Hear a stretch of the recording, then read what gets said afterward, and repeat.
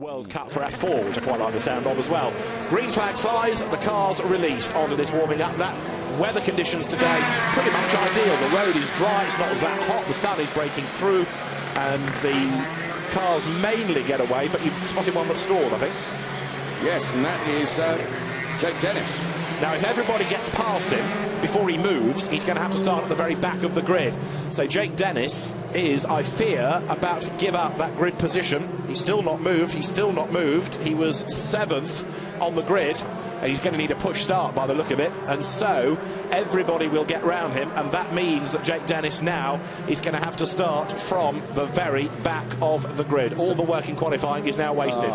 So he was P7, that car there still stationary on the grid. As David has identified, that's going to need a push start. That means he's going to have to go to the back of the grid by virtue of the fact that every other member on the grid has gone past him. So they rush over to attend to the Jake Dennis cars. So the rest of the cars are on their way around the circuit.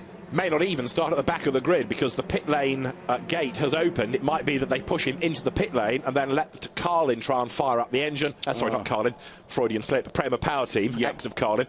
And once the team have got the car going, then he might be able to join in from the end of the pit lane, but he's going to be flat last, come what may. In any event, he is going to have an awful lot of work to do now. The Racing Steps Foundation driver, Jake Dennis, then, who we were talking to last night, absolutely doesn't fire up on the grid. His car, as you rightly say, is being pushed into the pit lane now. The cars continue, and can just see them heading into our view from our commentary position, which is right on the start-finish line. So Prema have got a lot of work to do very, very quickly to get him even ready to go from the pit lane. Absolutely. I mean, all they need to do is plug in a slave battery, and assuming there's not a bigger problem, then it should be okay. But as you rightly say, he will start from the pit lane at the very back. He's got a huge amount of work to do. You only get points in the top 10. There you go. Easy peasy lemon squeezy. Trouble is now he has got something like 20-odd cars to pass before he can even sniff points. Up to the grid they will come then. Felix Rosenqvist for pole position. Sometimes, though, this acts as a real motivator for a driver, doesn't it? We could see him carving his way through the field. It could be a supreme race from Jake Dennis now, but he really has got his work cut out. Look, all he's going to need are a couple of safety car periods and a couple of tangles, and suddenly he's bought into a whole load of spots. So, you know, he's not out of the hunt totally, but it's going to be pretty difficult for him. Felix Rosenqvist is on pole position as he was yesterday, but he didn't make the best of starts on a wet road, and Antonio Giovinazzi was able to mug him coming out of the hairpin midway around lap 1. So Rosenqvist needs to get away well here. The grid forms up. There's going to be a space ahead of Marcus Pommer, which did occupy the car of Jake Dennis, so Marcus Pommer should be able to get a better getaway. In fact, Pommer also late coming back to his grid position because he was delayed getting away behind Jake Dennis as well. Did Marcus Pommer fail to get away, and is he going to have to start at the very back of the grid is my next thought, because if he also couldn't get going properly, then Pommer is going to be another man that will start from the rear. He's on the track, but Marcus Pommer is not. Oh, there he is now, coming into place. Yes, he has made it into his correct grid position. Still the back of the grid forms up. Julio Moreno has survived the warming up lap today, unlike yesterday, where he arrived at the end of it with broken suspension. And F.3 Mahavir Raghunathan is there as well at the back of the grid. So we are all accounted for, even though Jake Dennis is in the pit lane. So it's round 5, it's 22 laps, it's 35 minutes, it's Felix Rosenqvist on pole position. It's the FIA Formula 3 European Championship, and it is just about set, ready to go. You know the score, 5 lights on, all lights out, blast off. There'll be an indication at the back of the grid to show that everybody is where they should be on a staggered grid for 30-plus cars. It stretches around the last corner, and the marshal with the green flag is there. So 1 light, 2, 3, 4, 5. Felix Rosenqvist accelerates away now. It's a better start than yesterday. Rosenqvist is going to be away strongly to lead. Charles Leclerc looks at the inside of him, thinks better of it, and slots in behind. Günther goes 3rd, 4th is Götz, and Giovinazzi 5th as they round turn 1 for the first time. Quite a few run wide, but nobody in any real strife. Up towards turn 2 they come, and Rosenqvist is trying to get away, and a big lock up there from Maximilian Günther's orange Muka Motorsport car. He scrambles round the corner. You've also got Giovinazzi trying to find a way past Charles Leclerc for 4th as they head round the Parabolica for the first time. Up to the hairpin. Keep your eye on Giovinazzi on the next shot, because the yellow car's about to duck out from behind Callum Millett, I reckon, and go for position.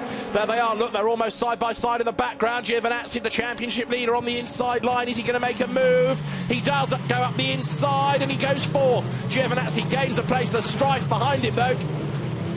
Cars get scattered every which way round the hairpin. and thankfully they have all survived. So it's a real harem-scarum first lap as the leaders work their way into the Mercedes arena. Giovinazzi only just hanging on to that 4th place, though. Yeah, very much so.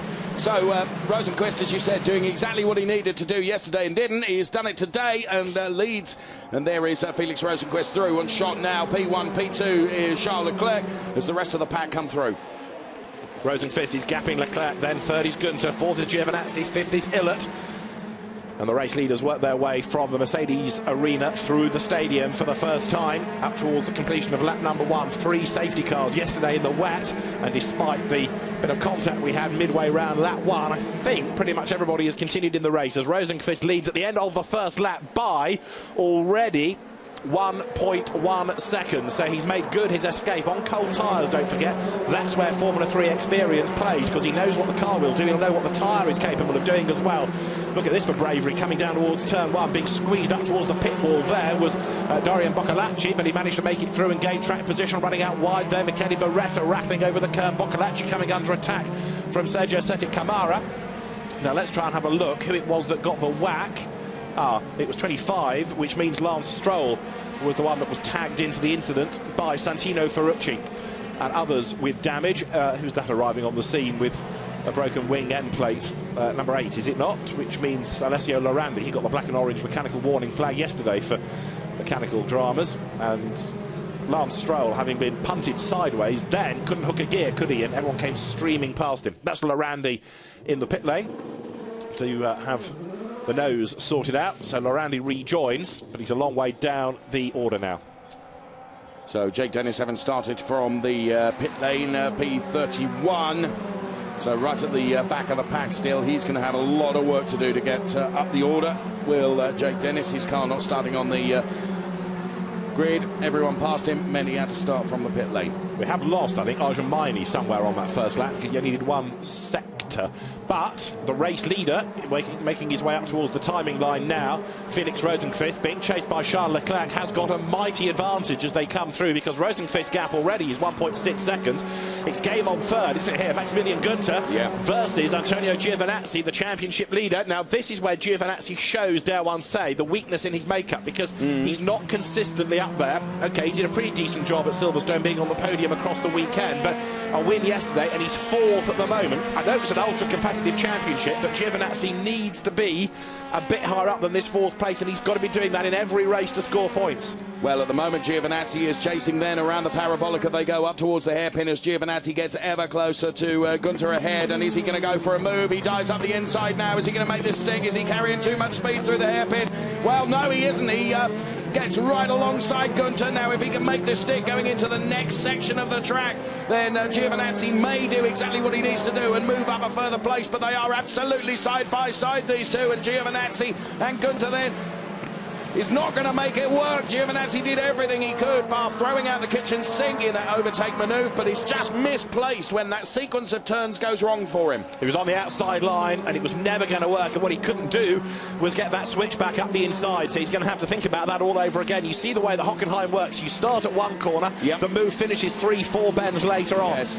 Giovinazzi, I think, owes Gunter a bit of respect for that, because he made that move up the inside and Gunter kind of gave him enough racing room to avoid any contact. It was looking a bit ominous. Here it is. Giovinazzi commits, but commits a bit late for my money for that move. And Gunter saw what was coming and thought, I'd better just steer out of this, otherwise we're going to interlock wheels. So they survive, which is good racecraft on both parts.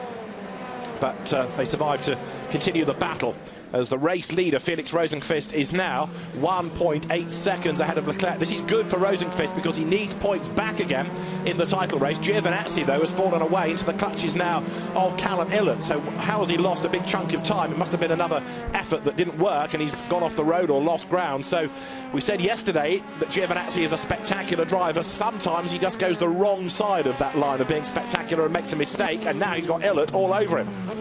Yes, and is Ilott going to have a go on Giovinazzi now? Will he dive up the inside? Giovinazzi fair closes that door, so Giovinazzi now has gone from being on the attack to being under attack, very much so now, because Ilott really is right all over him now. They are side by side. Giovinazzi is going to be in the right place for this turn, though, as David mentioned. you know, overtakes have to be set up maybe 3-4 turns before you're actually going to execute it, because the sheer nature of this Hockenheim circuit, as Illert there, all his efforts come to naught as he runs very wide. Now this, I think, is why Giovinazzi lost the ground. Oh, yes. It's a big, big moment, isn't it? Hooks the wheel over the curb, manages to hang on to it, but by going onto the run-off tarmac there, so he loses a big, big chunk of time. And Callum Illert, I think, also now having to play catch-up after his little mistake. I just wonder whether Illert was so close to Giovinazzi there, he lost downforce, and that's what forced him off the road briefly. Car number 6 then, Michele Beretta, is under investigation for leaving the track and gaining an advantage, so we'll see what develops from that little message that has been brought to us from race control. That's Michele Beretta, who's running down there in the order in 20th. P20. Yeah. Callum Illert, meantime, is keeping at bay Santino Ferrucci. This is one of his better moments. You said pre-race that last year Ferrucci delivered on occasion. This is one of those occasions, so he's running strongly at the moment. Behind him, 7th is Palmer, 8th Menezes, 9th Albon, 10th Mikael Jensen. George Russell, who was a race winner at Silverstone, is currently in 11th place, having been clobbered in qualifying by Matt Solomon that interrupted both of their sessions. Now, who's the next aggressor in this little pack? It is Alex Albon looking the black car, trying to get at the inside of the yellow Gustavo Menezes car in entry, but he couldn't quite do it. Albon raced well from the back of the grid yesterday after an off in Q1.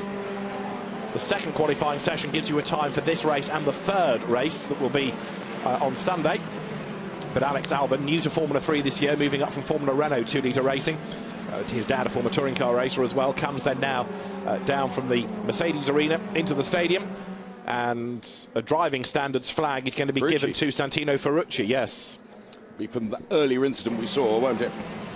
For contact on Lance Stroll. Now there is 27, which is Mikael Jensen. In, of course, the colours carried last year, that number and that livery by Felix Rosenqvist, just to complicate the issue. There is Santino Ferrucci, another driver switching teams. The gaps have opened up, though, between them, and the lead gap now, Rosenqvist and Leclerc, is 2.8 seconds. It's a bit harsh to say this for Felix Rosenqvist, but so it should be, because with all of that experience against a rookie, yes, he should be winning. Yes. Well, he is, and he has that margin, so Rosenqvist looking comfortable at the moment with that 2.8 second advantage over Leclerc P2. So it's Rosenqvist, Leclerc is P2, then P3. It's Maximilian Günther. Here's the replay of the start then, David. And Rosenqvist made an absolute perler of that. No mistakes today. Away nicely. Leclerc slots across to defend from Günther. But just have a look in the midfield as they dive down towards turn 1. Some get nowhere near the apex because they're on the outside line, and then they have to use all of that runoff area to get back onto the circuit. You made the point yesterday that were that runoff area not there, well, we can see how many cars would be in strife, can't we? Yeah, if that were grass, they'd be spinning. If it were gravel, they'd be ensnared. And so at least that means that they can get back onto the circuit. It's when you use that runoff tarmac as an advantage that the race officials get a bit squiffy. This is turn 2. Now, this was where it was a bit less well behaved. And in the garages at Prema Power Team, everybody's studying the pictures and looking moderately content for the moment. So they should as a team, because Felix Rosenqvist dominating at the moment. He's come across the timing line now, 6 laps of the 22 done, and the advantage is 3.2 seconds. Mercedes normally is a strong power unit around here, and that's being illustrated again now by Rosenqvist. Yes, he's pulled out another 4/10, hasn't he? So looking very strong for him at the front at the moment. Felix Rosenqvist then leading the race. Charles Leclerc, P2, who has an advantage of just under 3 seconds over our P3 driver, Günther. Callum Illert trying to shake off the challenge of Santino Ferrucci. There's Marcus Pommer in the Moto Park car. New team as well to the championship this year, which is interesting to see also. Marcus Pommer starting to inch up onto the back of this little battle ahead of him.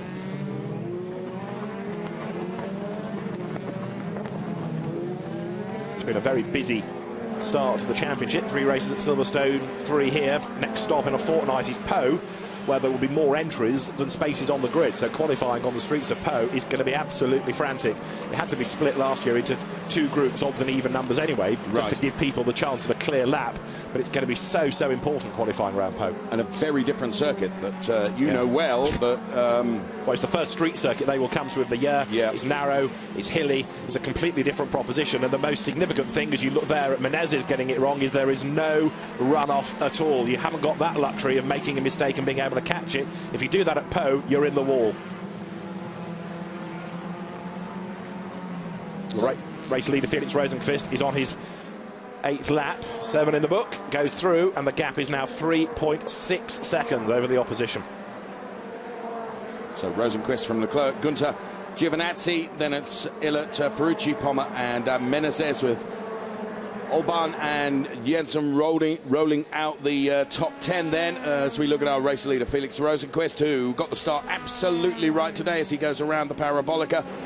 And super slow-mo of Felix Rosenqvist at work then in his car.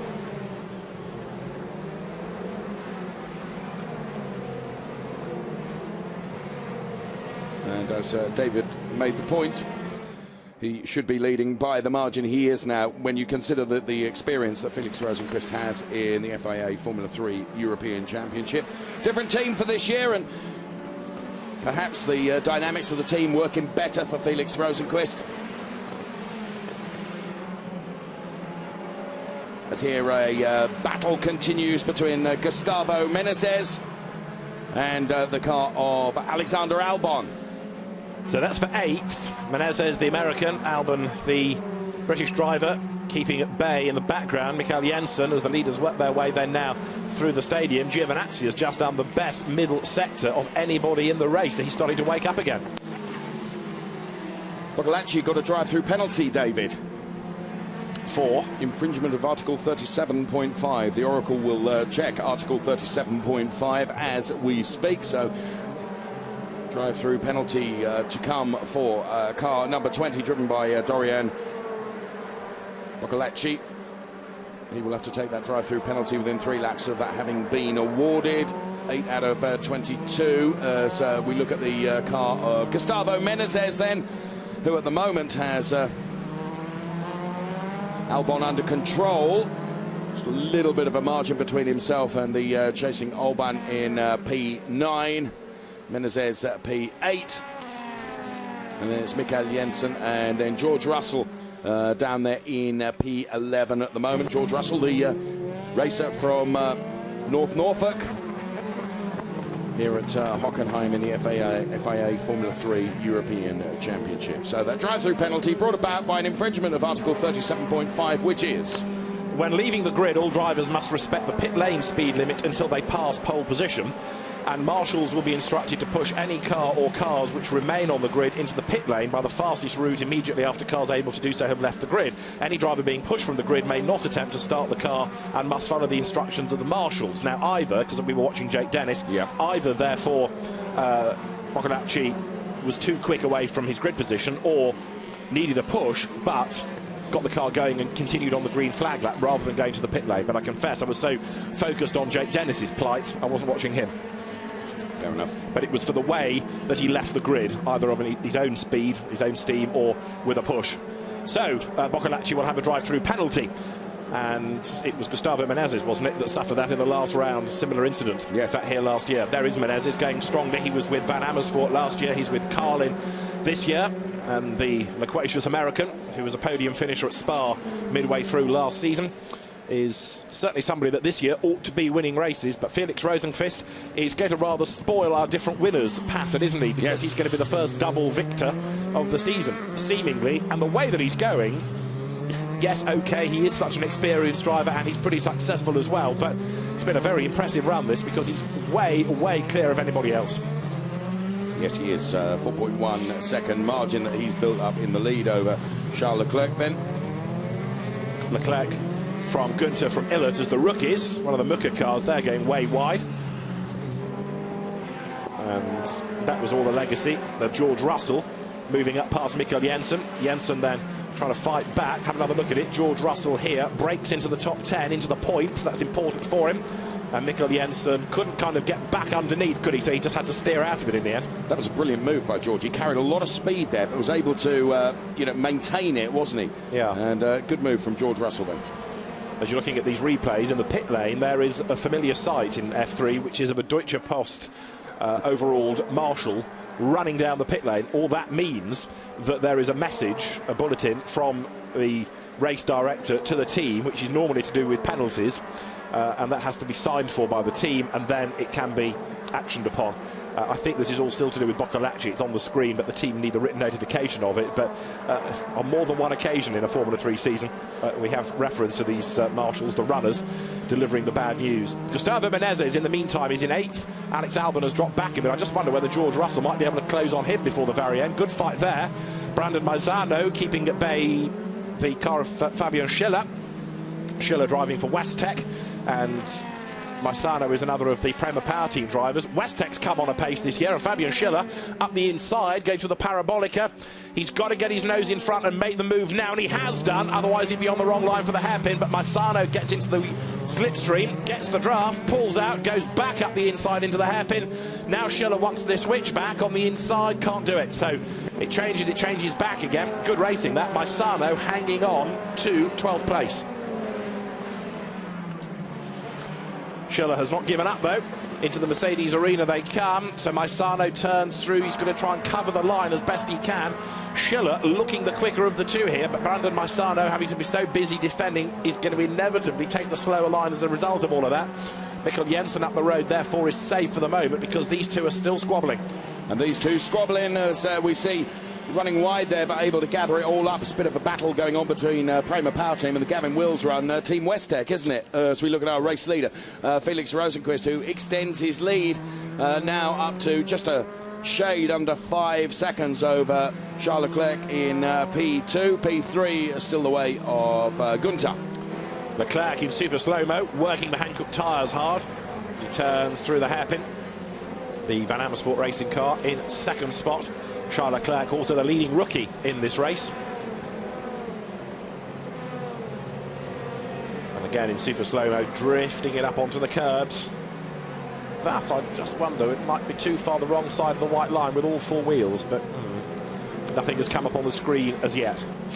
To be fair, unlike some races last year in Formula 3, where the entire time was spent revealing track limit penalties and warnings, we haven't had, touch wood, one. No, they have been far better disciplined this year. You're right, the message is getting through, and it's also happening in domestic racing. There are less warnings about it. People do seem to be, on the whole, driving better. We got into the pit lane Ryan Tveter, incidentally, for Carlin's Dragonia I Am squad. He was a retirement yesterday with broken suspension. The race leaders turning their way through. There is Tveter.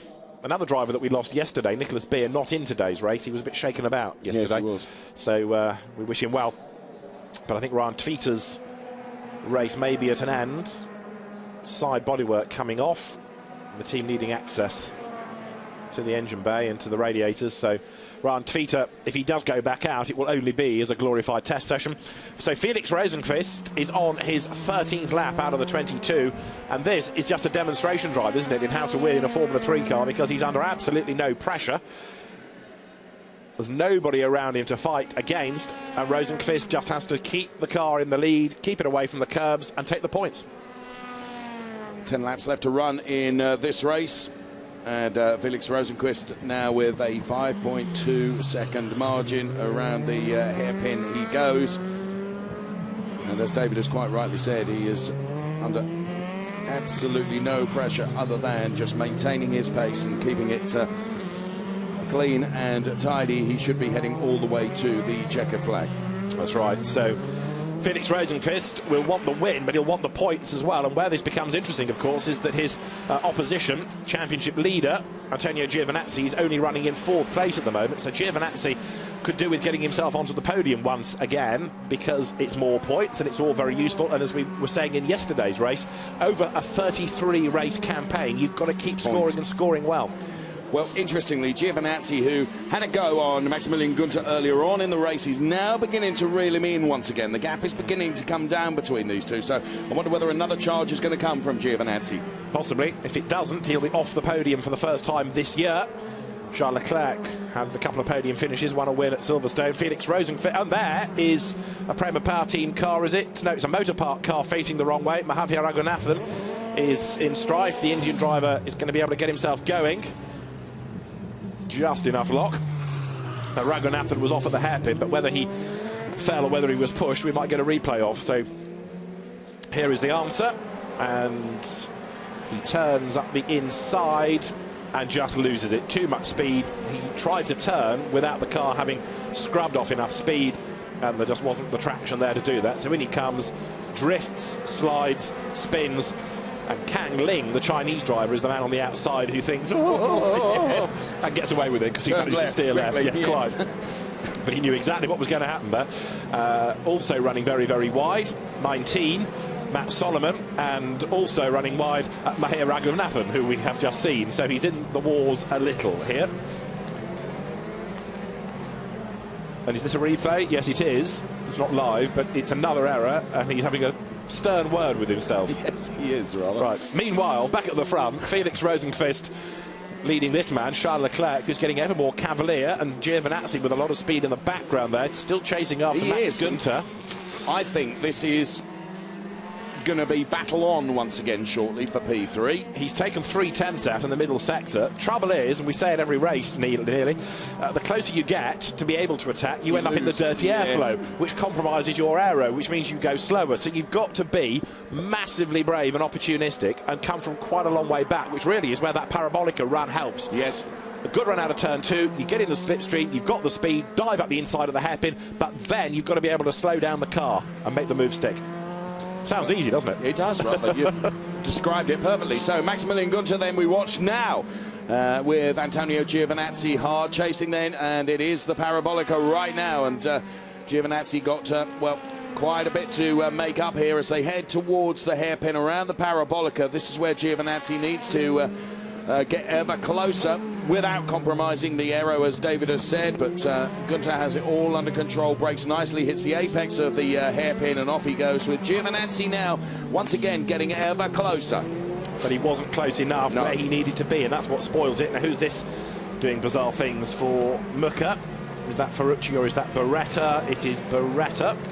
Gets it back on, thankfully, just ahead there of Nicolas Pola. So there's Charles Leclerc, and there's your third and fourth situation. It's interesting, isn't it, how you're comparing now a Mercedes engine car to a Volkswagen engine car, and it does seem as though the Mercedes has the grunt and the Volkswagen's got the advantage through the twiddly bits. Yes, I think you're right. So Giovinazzi then continuing to chase down Maximilian Günther ahead then. This is the battle for P3. And as they round the final turn and head towards the timing line, Rosenqvist with some 6.8 margin over Charles Leclerc. We can just see him picture there before we get to this battle for P3, which is there's under a second's margin. It's just between Günther and Giovinazzi. Just wonder whether Leclerc is just losing out a little bit here, and whether Günther, in his knowing that Giovinazzi is on the chase, is just turned the wick up a little bit. The key is going to be this middle sector, because this is where the power of the Mercedes engine, I would have thought, would come into play. Last lap through, Leclerc was fractionally quicker than Günther. That yellow line is the speed trap. It'll be interesting to see post-race what the speed trap figures tell us, but there under braking, Giovinazzi closing back up. In fact, that time around, as they work their way through the hairpin, the Volkswagen car looking a lot better place than it was a lap ago. 6th and 7th, Ferrucci ahead of Pommer. Callum Millett is the driver in 5th in the Red Bull colours. He's run out of playmates now. There is 34, which is Marcus Pommer. Now, as far as Giovinazzi is concerned, we're not looking at him on screen, trying to catch sight of him out of the window of the box, because he's lost ground again relative to Günther. There it is. As they work their way into the stadium, still being chased by Callum Millett. The race leader now on lap 16 out of the 22. We've got 10 minutes to go, and I think we're going to be on for laps rather than time today. Yes, order on the screen for you then, as Felix Rosenqvist leads by that extremely healthy margin of jolly near 7.5 seconds, which, to be fair to the point that you made earlier on, in all honesty, it is what Rosenqvist should be doing versus a rookie, isn't it? Yeah, indeed. And I talk about him being third in the championship coming into this race. It would have been better than that, but for losing 2 pole positions because of a wing infringement. It was damaged, it dropped, it broke the regulations. As a consequence, it put him to the back of the grid for the 2 Sunday Silverstone races, and therefore he had a lot of overtaking to do. Had he started from his rightful grid position and translated that, he'd have been even further ahead on points. And to be fair to Felix, that's a team issue, isn't it? It's not his driving. No, you know, he did jolly well to do what he did from the very back of the grid. Yeah, it was damage limitation. He made the best of it, but yes, you could argue it was his fault because he hit a curb that broke it and made it drop, but it wasn't a deliberate cheat. You're absolutely right. So Rosenqvist the leader, Charles Leclerc second, and Max Günther heading for a best yet, I think I'm right in saying. Yes, it will be the first time we've had him on the podium in third place as an overall podium finisher. He was on the rookie podium yesterday, but Giovinazzi has not given up yet, has he? Here they are, and Antonio Giovinazzi is having another push now to try and get himself onto the back of Max Günther as they work their way through the Mercedes arena once again, into the stadium once again. Giovinazzi is running out of laps. Through the Sachs curve they come up towards the end of lap number 17. You get the impression he's really pushing now. But Giovinazzi has done enough Formula 3 racing to know that all he can do now is either be hugely opportunistic or try and force a mistake out of Günther. And if you can just delay him by a fraction of a second, that might be an opportunity. And a bit of curb rattling at turn 1 there was exactly what Giovinazzi is after. He's now closed enough going up to turn 2. Now heading to the parabolica, he's close. But if he can stay in the slipstream, then he's got an opportunity. Not convinced he's close enough yet, but if the slipstream carries him closer, and it is doing, then he's going to be able to perhaps dive up the inside. This is crucial for third. That's a very strong defence by Günther. To the outside line goes Giovinazzi. If Günther outbreaks him, he might run wide. He does, but with Giovinazzi being on the outside, he's got to go for the switchback, which he does. They're absolutely side by side down to the Mercedes arena. Giovinazzi will make this work. He's done it. He's on the inside. He's ahead, and that was absolutely great stuff because he knew exactly what he had to do. He had one shot at it. The slipstream was critical, but he's not done yet. He's got to cover this line and make sure Günther doesn't get up the inside. Job done. Absolutely brilliant from Antonio Giovinazzi then. He did set that up utterly perfectly, and Günther did try and come back, but Giovinazzi had got it covered. Here it is again in replay. So Günther covered that line so early in the parabolica, and then Giovinazzi just had to run a little bit wide, but he was carrying more momentum. That got him right alongside him and just ahead, which is what he needed because he was able to get his nose in front. Günther, to be fair, ran a bit wide, clattered over the curbs, didn't he? Yeah. And Giovinazzi got that job done and did it really, really well. And he'd also positioned himself exactly where Günther kind of had to be. And as Günther sorted out his curb rattling and saw Giovinazzi, there wasn't really anything else he could do there. He had to let Giovinazzi stay on that line, and so Günther off the podium, Giovinazzi back onto a podium finishing position, which will keep his record going for the year. Good for the championship for him as well. Gosh, it's taken him a long time to make that move, but make it he has, and let's assume that he stays there. It will put him back onto the podium and give him another points haul, a good points haul in this 5th round of the championship, in which we will have our first double winner of the season. Felix Rosenqvist is leading the way, and now we are on to lap number 19. 22 lap race. Is there anything else that's going to be sorted out before the very end? Günther has lost that place to Giovinazzi, but he's still 5 seconds up the road relative to Callum Ilott. So I don't think Callum is going to catch unless Günther makes a mistake. Behind Günther is Ferrucci. Behind Ferrucci is Marcus Pommer. And then it will be Gustavo Menezes some way back in the next of the Jagonia I Am cars run by Trevor Carlin's eponymous team. There is Callum Ilott. In fact, he's not that far ahead of Ferrucci, is he? No. That's a gap that's come down. It was 1.6 seconds at the start of this lap. Ferrucci was a 10th quicker in Sector 1. He was 9/10ths quicker in Sector 2. So Callum Ilott here is struggling, but Ferrucci locks up. That will compromise him. So just as you think one driver is on a march, they trip themselves up a little. Oh, and there, way wide in the background, was that Schiller possibly? It was one of the Westec cars, I think, going very, very wide indeed. Not Schiller, because there he is ahead. But Raoul Hyman, his teammate, I think it was, in the background, making a small error. Yes, Raoul Hyman, who went off into the gravel yesterday. So this is Schiller, 13th on the back of Mikael Jensen, the Dane in the orange Muka Motorsport car. Out of the final corner, over the timing line, and the race leader is now on lap 20 out of 22. So as we continue to watch this battle then, as it rages for P12 on the grid, George Russell has got himself into the points. He is P10. Just looking down the order to see what has happened to Jake Dennis. David is up to P18. All that effort, no points. Got to be in the top 10. It doesn't seem fair in some respects, does it? You know, you try all that effort to make something out of the race, but it, again, illustrates why you've got to be consistent with points being on offer to only the top 10 cars out of a 30-plus grid. So, into the Mercedes arena comes Callum Ilott, Ferrucci, and then Marcus Pommer up behind him. Felix Rosenqvist, in the meantime, has managed to catch some traffic. You don't find Lapri that often in Formula 3, but it's one of the T-Sport cars, I think, that he's about to have to sort out coming up towards the timing line. He will, in a moment... No, it's the Motor Park car. I'll tell you what, I get past Mahir Raghunathan. Not making it easy for him, is he? No, I mean, Raghunathan is trying to drive his own race and thinks, well, I've got a playmate. Well, no, you haven't. That said, I'm trying to find a blue flag for him at the moment. The message should get through that the race leader is behind you, but Raghunathan should be looking for blue flags as well. Jake Dennis versus... Who was that getting crossed up? Hongwei Cao, the Chinese driver. Or Fortec Motorsports. Big slide.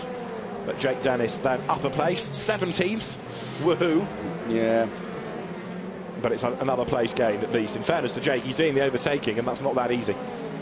So blue flag is being shown now to car number 33. And indeed, Felix Rosenqvist has managed to get past that back-marking car. So Jake Dennis then unhindered then as he continues his march towards the checkered flag with an 8.8 second margin over Charles Leclerc in P2. There's Marcus Pommer in 34 for Motor Park, making his way now in still 7th place on the tail of Ferrucci, but actually he's lost a couple of lengths, I would propose, over that last lap. Right, now that Felix Rosenqvist has got past Mahir Raghunathan, he is making good his escape once again, and of course others are going to have to come across that car. I'm not sure that by the end this 5, 6, 7 place battle will have to get past Raghunathan, but even so, the battle is not resolved yet. The leader is on his last lap then. Felix Rosenqvist goes through. In 2nd place is Charles Leclerc. In 3rd is Antonio Giovinazzi, who I tell you what has really scarpered, having got past Max Günther. He's 3 seconds ahead. And then Ilott goes through, chased by Ferrucci, chased by Pommer. Top 7 all go through, and as I say, they might just have to sort out Mahir Raghunathan on this last lap. There's the leader, Felix Rosenqvist. And look at his pace in comparison to Raghunathan that he had to get past as a back-marking car. You can see just how up the road Felix Rosenqvist has gone. You know, absolutely supreme driving from Felix Rosenqvist with a start that was exactly what he needed to do. And from there, he has completely and totally delivered with the experience that he has. Indeed so. He knows the circuit, he knows what a car will do, he knows what the engine will do, he knows what the tyre will do. He's new to Prema Power Team, but he brings, of course, all of his experience and ways of doing things learnt from other teams. He knows, of course, that Prema is one of the top squads, and it seems to have been a good alliance. 2 victories in 5 races. A big lock up there from Raghunathan, and as he scrabbled round the corner ahead of Charles Leclerc, the last thing race-leading cars need is for a back marker to do something silly ahead of them. So Raghunathan survives, I think. Felix Rosenqvist takes a 2nd win of the year. Round 5 of the FIA Formula 3 European Championship is won by the Swede. Felix Rosenqvist, the winner. Charles Leclerc comes through for a distant 2nd. And Antonio Giovinazzi is on the podium once again. It is a 100% record of finishing in the top 3 in the first 5 races of the year. 4th, Max Günther. 5th will be Callum Ilott for his best finish yet, ahead of Santino Ferrucci. And 7th should have been Marcus Pommer, but he has slowed right down, and so Gustavo Menezes is going to get 7th. 8th across the line is going to be Alex Albon. 9th is George Russell, and 10th is Brandon Maisano. And Marcus Pommer, almost within sight of the flag, has ground to almost a complete halt. He's crawling through the stadium. Something has gone badly wrong in the last couple of corners, and he's not yet made it to the line, Dave. No. So, you know, clearly an issue there. And Well, no issue for that man. And there is the number 34 car of Marcus Pommer. He's got across the line in 17th place, Good having grief. been running in 7th. So 10 places lost in the last couple of corners. And I'm not quite sure why, because he's managed to limp it to the flag. There's nothing obvious from the problem with the car. Anyway, we'll research in time for race 3, but Marcus Pommer loses points. Did that help Jake Dennis? It did. It gave him 15th in the end.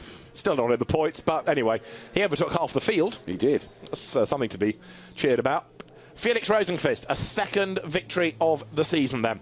And Charles Leclerc, another good result in 2nd spot. He's becoming a very impressive rookie, isn't he, Yes, Charles he Leclerc? is. I know he Yes, had he his is. dramas in the first Silverstone race, but he's had a win. He's been on the podium since as well. Looking good. Charles Leclerc will be the winning rookie as well from Max Günther and Callum Ilott. So there you've got the race winner, Felix Rosenqvist, and that will bring him back into contention in the championship. It's going to be a very interesting season, this. It may not have quite the same sparkle with the so far protagonists for the title being regular F3 racers. Well, you have got Charles Leclerc in the mix as well, but even so, it's going to be a fascinating year. At the moment, it's between Rosenqvist and Giovinazzi, really. There is Marcus Pommer. He'd slowed in the stadium, but then he sort of picks up speed at the end. A little. And gets almost like you have to sort of switch the engine off, reset it, and it bursts back into life again. But very odd. Kept out of everybody's way, and at his reduced pace, like it was in limp home mode, Yes. heads up towards the line. Very, very strange. The Moto Park car then does get to the flag, but curious. Curious. So Felix Rosenqvist crushes the opposition. It's a win for Prema Power Team, 2nd for Van Amersfoort, Charles Leclerc, 3rd for Carlin, Antonio Giovinazzi, and that makes it now 3-2 as far as wins are concerned, Volkswagen and Mercedes. Felix Rosenqvist is delighted with that because that brings him back into the mix in the championship after his 2 struggles at Silverstone. And his demeanour has changed, hasn't it? Last year he was the man that looked a bit sort of hangdog look, really, because he knew that things weren't as they should have been for his season at Mooker Motorsport, and he was always trying to work out why, where the pace was, where the setup problems were, and it didn't really click for him. Isn't it interesting, the difference in team dynamics and how that just may have made a difference, perhaps? So there, for me, another fantastic drive from Antonio Giovinazzi. Worked hard for that. It was only 1 place, wasn't it? But boy, he had to work for it for the bulk of the race. The results of round 5 of the FIA Formula 3 European Championship headed home by Felix Rosenqvist and Charles Leclerc and Antonio Giovinazzi for the podium. Max Günther 4th ahead of Callum Ilott and Santino Ferrucci, with Menezes, Albon, then Russell and Maisano rounding out the point scorers. Mikkel Jensen 11th ahead of Schiller, Hyman, Stroll, Dennis, Rao, Pommer, Cow, McLeod and Pietro Fittipaldi in 20th, after which Tatiana Calderon was 21st ahead of Nabil Jeffrey, Pola, Beretta, Camara, Solomon, Moreno, Ling, Lee and Lorandi. Rounding out the top 30, a lap back, Mahavir Raghunathan after his Lapri and Dorian Boccolacci after his drive-through, with the retirements being Ryan Tfita. And also, we lost early on in that race, Arjun Maini. Felix Rosenqvist takes win number 2 of the championship season, and he does it by 9 seconds. He leaves people in no doubt that he's on a mission this year.